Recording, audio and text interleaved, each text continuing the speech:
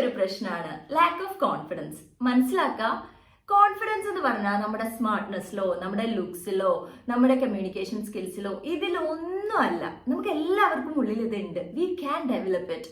It's a skill. We can create it. കോൺഫിഡൻസിനെ ബാധിക്കുന്ന ഒരു മെയിൻ പ്രശ്നമാണ് ഫിയർ ഓഫ് ജഡ്ജ്മെന്റ്. അയ്യോ, ഞാനിങ്ങനെ ചെയ്താൽ ബാക്കിയുള്ളവർ എന്ത് പറയും? How people are going to judge me? May be they are not even going to think about you. ഇപ്പൊ നമ്മളായാലും 24/7 ബാക്കിയുള്ളവർ എന്തൊക്കെയാ ചെയ്യുന്നത് ആലോചിച്ചിരിക്കുകയാണോ? അല്ല. ഇനി ആരെങ്കിലും അങ്ങനെ പറഞ്ഞാൽ തന്നെ let them say whatever they want. നമുക്ക് ചെയ്യുന്നത് ശരിയാണെന്ന് തോന്നുന്നുണ്ടെങ്കിൽ go ahead.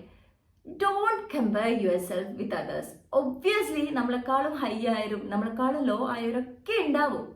Accept the way who you are. നമുക്ക് ഒരുപാട് പ്രശ്നങ്ങൾ ഉണ്ടായിക്കോട്ടെ, നമുക്കൊരു നല്ല ജോലി ഇല്ലാതിരുന്നോട്ടെ, നമുക്ക് ഹെൽത്ത് ഇഷ്യൂസ് ഉണ്ടായിക്കോട്ടെ, നമ്മൾ ഗുഡ് ലുക്കിംഗ് അല്ലാതെ നമുക്ക് തോന്നിക്കോട്ടെ, പക്ഷെ ഇതൊന്നും നമ്മുടെ കോൺഫിഡൻസിനെ ബാധിക്കാനുള്ള ഒരു റീസൺസേ ആകരുത്.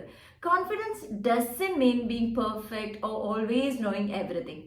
Trust your ability. Trust your ability to learn, to grow, and to handle whatever comes on our way.